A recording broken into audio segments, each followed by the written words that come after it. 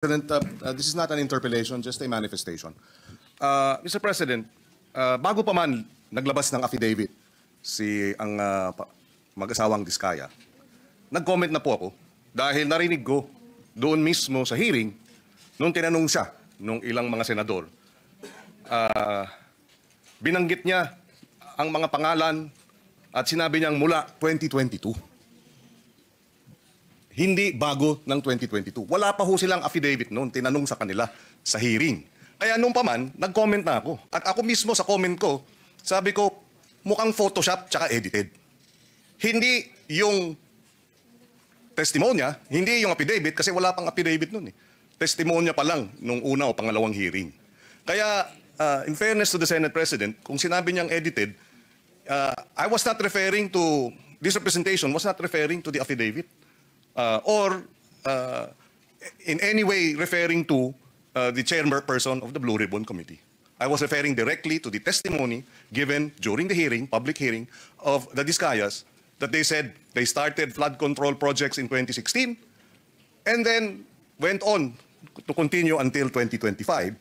And they too said na itong mga binanggit nilang pangalan ay sa 2022 lang.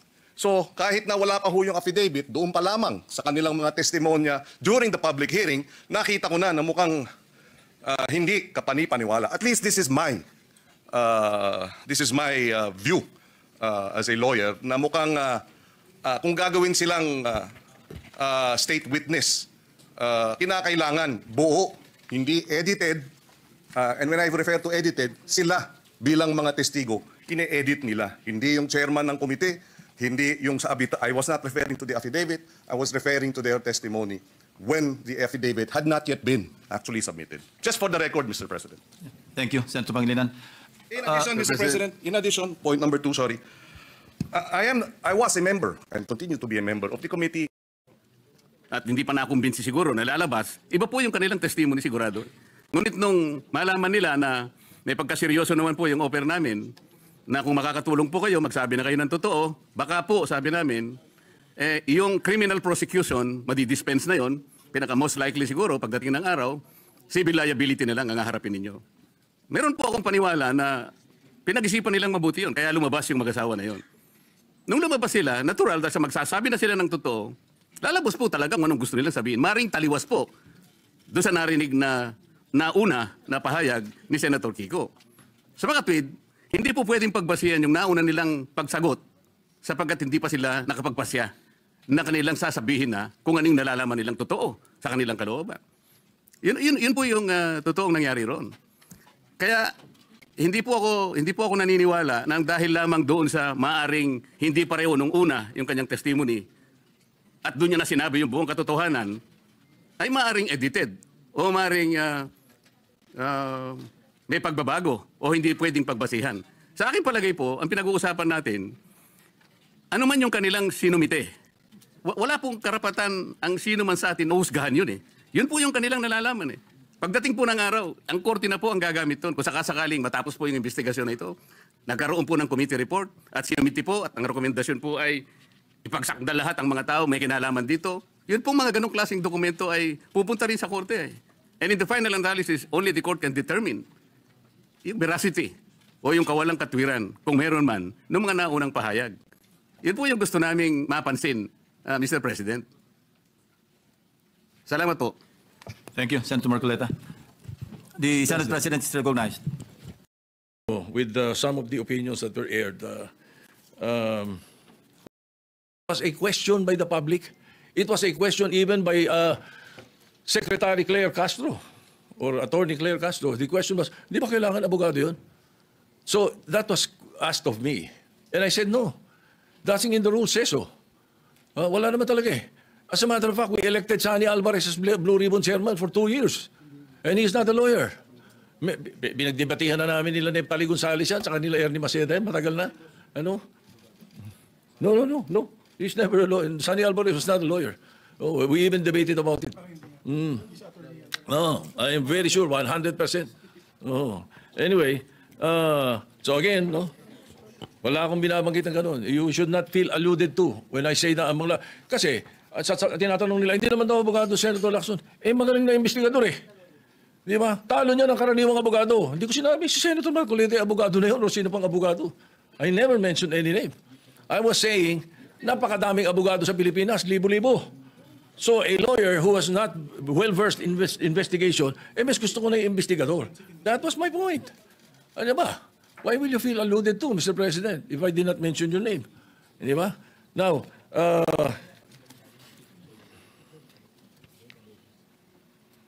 again, as far as the rules are concerned, the Senate President has the power to order his transfer. Especially in this case, na I asked the chairman of the Blue Ribbon Committee after they sent a letter.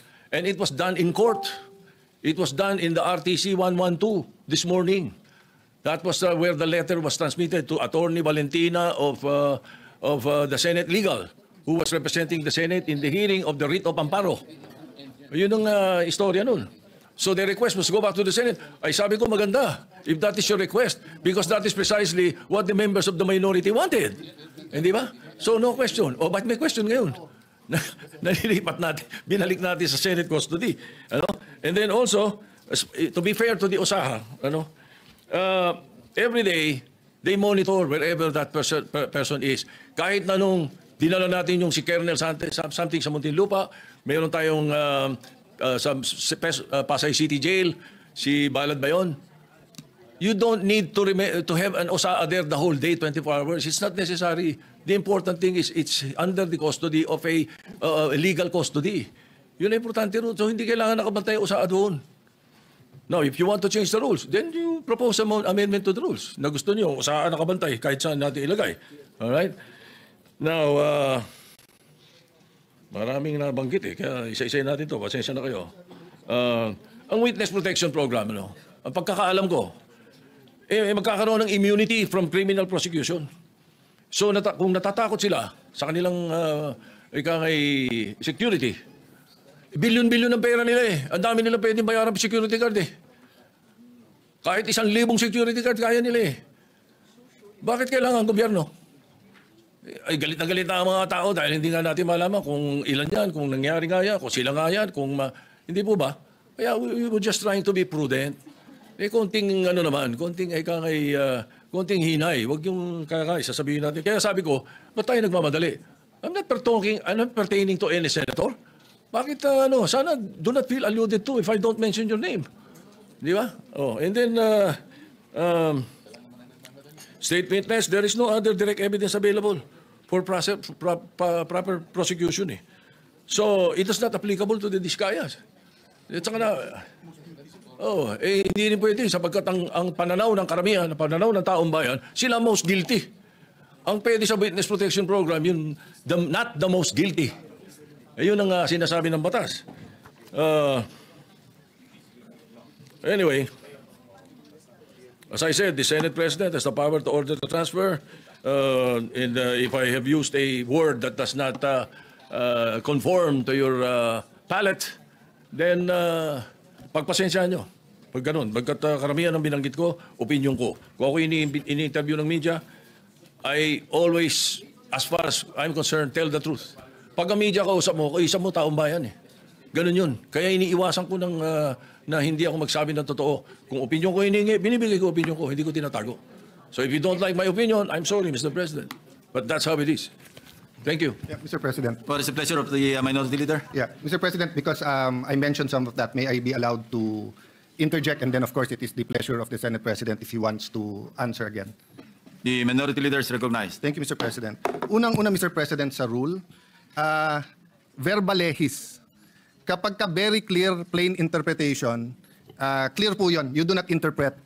Ang sinabi po sa Rule 6, a witness in contempt may be ordered detained in such a place may be designated by the committee alone. Alone. Ibig sabihin po, yung committee lang. Ano yung with? Kasama. With concurrence of the Senate President. Hindi nakalagay or the Senate President. So you ask all the lawyers here, they will tell you, ang ibig sabihin nito, pwedeng kumuha ng concurrence or pwedeng hindi. Yun yung or. Hindi po to committee or the Senate President. That's why if you go to the last paragraph, the order may be lifted by the chairman with the concurrence of the Senate President. The Senate President cannot lift ang nakalagay doon with the concurrence. Hindi rin pwedeng yung committee.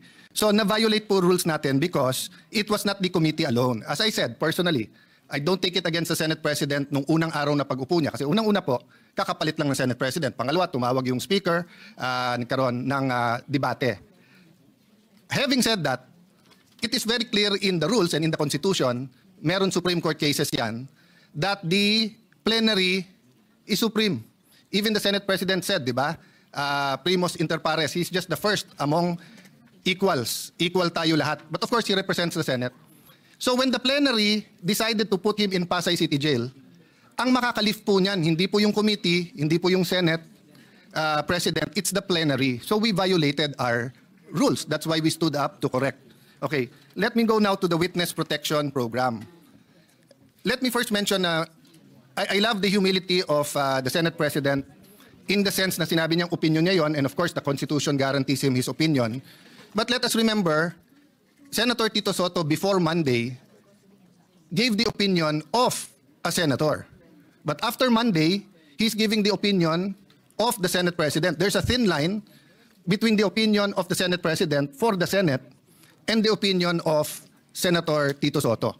Both are valid. He always studies. He always knows what he's talking about. But magkaiba po yun eh. Magkaiba yung dinidebate ko siya sa opinion niya at yung opinion ng Senate President bilang Pangulo ng Senado. So for example po, Mr. President, and let me address then Senator Kiko, although in a sense it's none of my business because he was manifesting that in the Blue Ribbon Committee. Iba po ang Witness Protection Program, Section 3, Admission in the Program. Iba po yung Section 10, State Witness. Iba po yung Section 17, Discharge of a State Witness.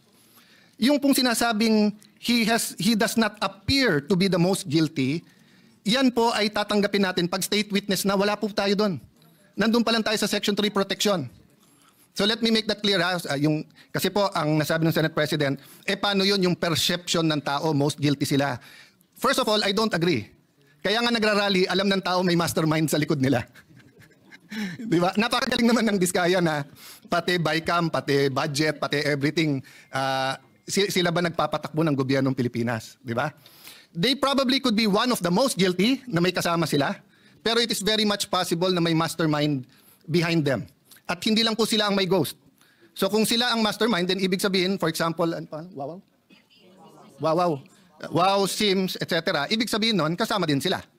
Pero kung ginagawa din ng Sims yun, ginagawa din ng Wawaw, maaring individual racket yun, maaring meron pong mastermind. Maaring nasa DPWH yung mastermind. Maaring nandito sa Senado, maaring nasa Kongreso, maaring napakataas ng posisyon. Hindi ko po alam. But assuming for the sake of argument, perception ng tao, ang perception po is not reality. Trabaho natin to find reality para mabago yung perception. So papakawalan po natin ang possible witness kasi tingin ng tao siya ang most guilty. So, halimbawa po kay Napoles, if there was someone most guilty, wag na natin habulin kasi tingin ng tao siya most guilty. Dapat hinabol natin. No? Ngayon, siya mukhang most guilty, siya yung nakakulong. What's my point, Mr. President? Bakit nag-react si Senator Marcoleta? If I may, Senator, I cannot speak for you, but you're my good friend. Mr. Senate President, siya lang naman ang mamadali kaya siya tinamaan. Pero tama na magdali siya. Bakit buhay Pag sinabi ng isang witness that his life is in danger, whether we agree with that witness or not, we have to protect their lives. Kahit payag tayo o hindi. Kahit tingin natin nagsisinungaling o hindi. Bakit po? Okay, number one, wala pong magnanakaw na hindi sinungaling.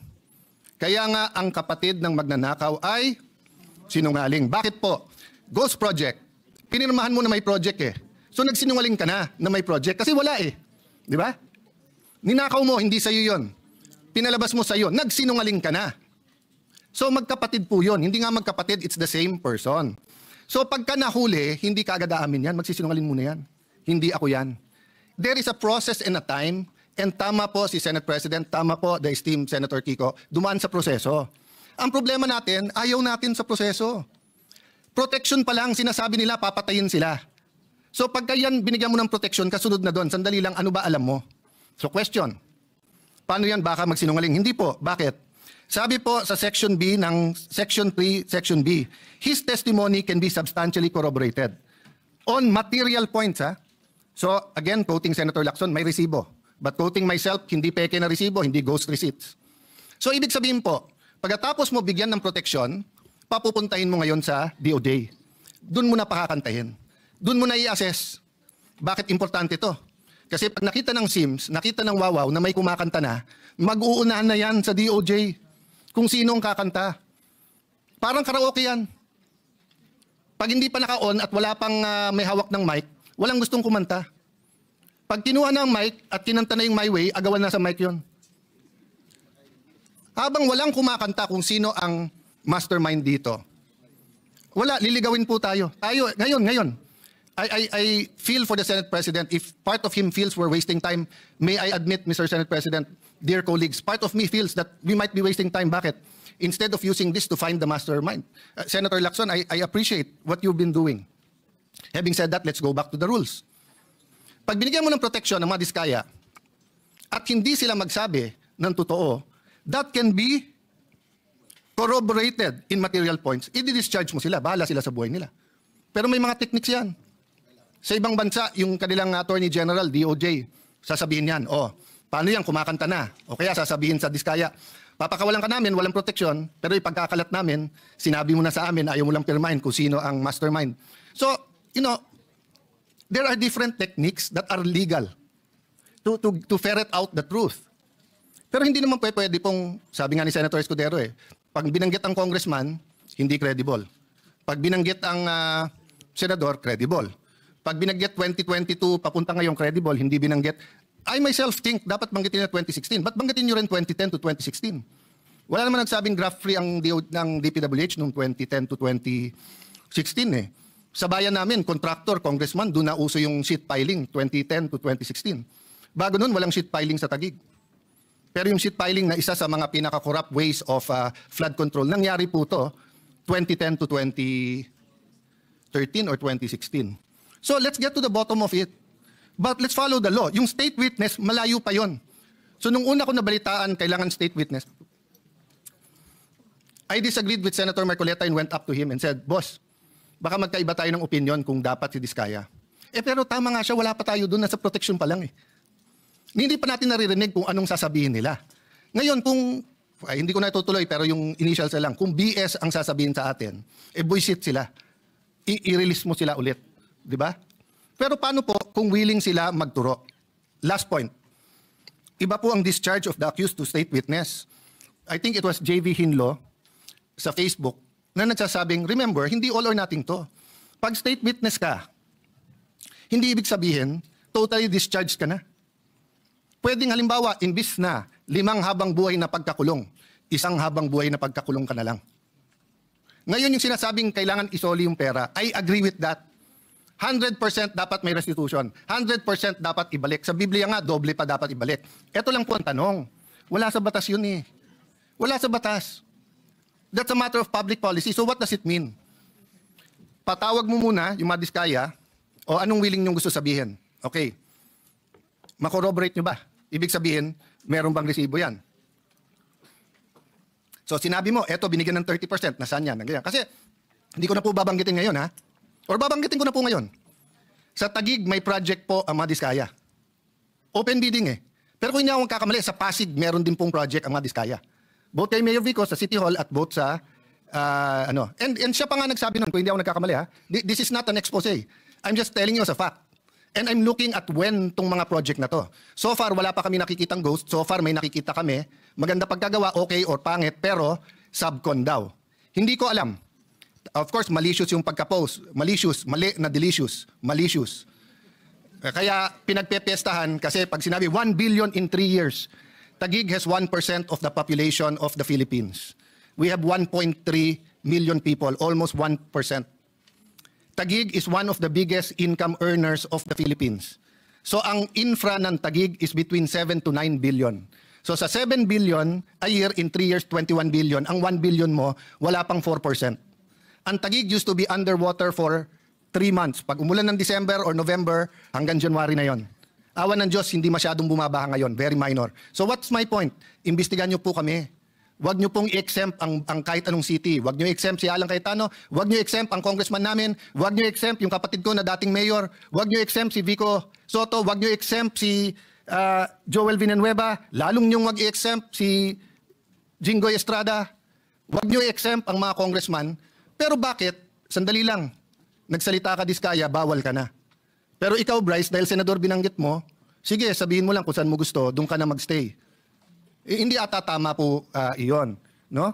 So ganun din ang hamon ko sa DPWH. Para kuman kapatid, yung bagong sekretary, hinahamon ko siya na saan na ang listahan ng lahat ng projects, ang lahat ng 15, para isang posting na lang tayo. Hindi yung parang nachismis ka na magse-Senate President ka, biglang may lalabas na listahan. O, nachichismis si Lito, nakikipag-usap sa akin, baka may lumabas na listahan sa'yo. Pinag-uusapan namin yung paborito kong Maha Blanca ba tawag doon? Na dinadala niya, tibok-tibok pala, tibok-tibok. So Mr. President, I understand the stress. Bagong upo ang majority, the country is in turmoil in sense of finding an answer, but there are rules we have to follow. So mahaba pa to, pero witness protection program, doon pa lang po sa protektahan. Marami siyang pera, may security. So kung napatay siya, we will never know. We will never know who the mastermind is because a simple sulat order na please protect them. Protect them, give them 48 hours pag hindi sila nagsabi kung sino. Pag sila nagsabi, pero BS ulit yung sinabi nila, di-discharge natin. Number 3, hindi po kami ang nag-request ng meron pong taga-Office of Sergeant at Arms. Pinapaliwanag namin na sinabi na pag may nangyari sa kanila dito, pag dito sa Senate, yung perception na sumusunod tayo sa witness. Ang majority ang sumagot ng may legal at may actual or physical custody, pero parating under USAA yan at yung USAA masusunod. Hinahanap ko yung transcript kung...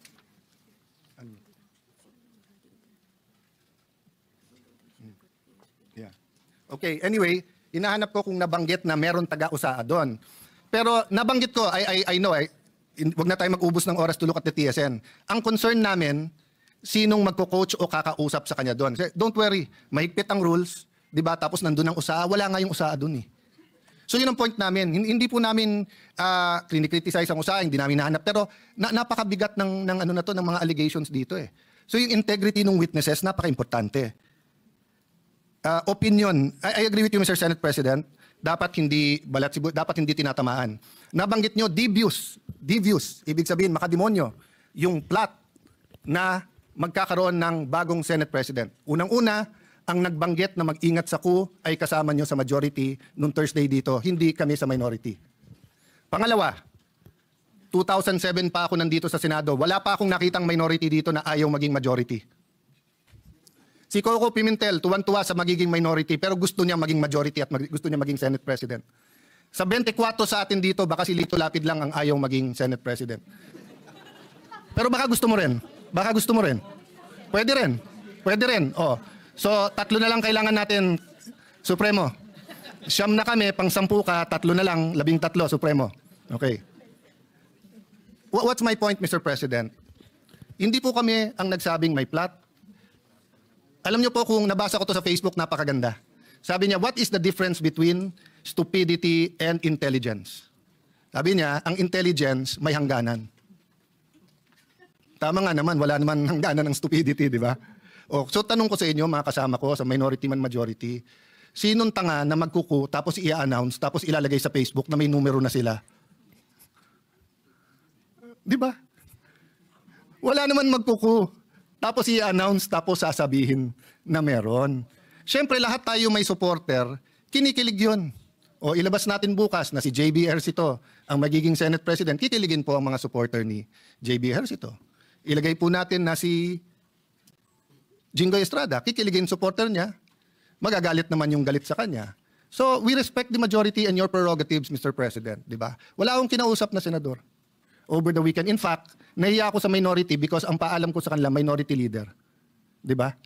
But I can tell you straight in everyone's faces, with all humility, dahil alam nyo to, you offered me the Senate presidency in 2016.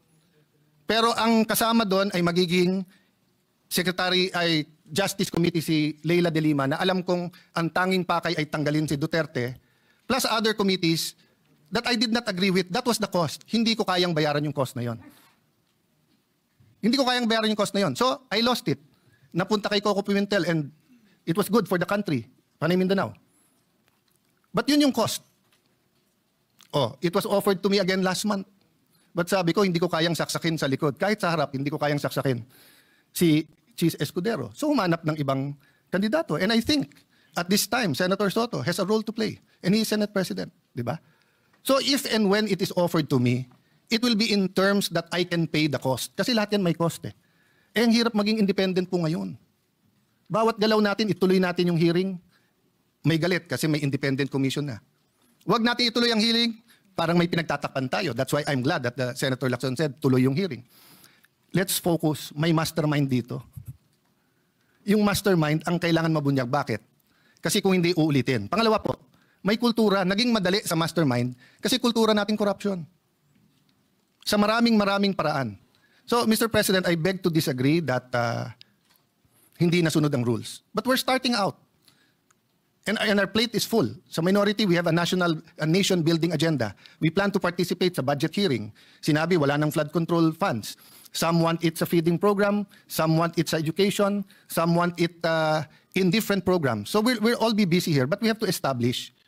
So what do we do now? I do not know the pleasure of Senator Jinggoy or the pleasure of the chairman of the Blue Ribbon Committee kung siya hold. But as of now, hindi natin nire-reverse ang plenary sa Pasay City Jail. If you ask me to vote, ako gusto ko dito. Kasi hindi naman penalty ang contempt in the sense na gano'n, no? But Mr. President, hindi naman pwedeng magbobotohan tayo dito sa plenary tapos i-reverse ng kung sino man. Yeah, with the maybe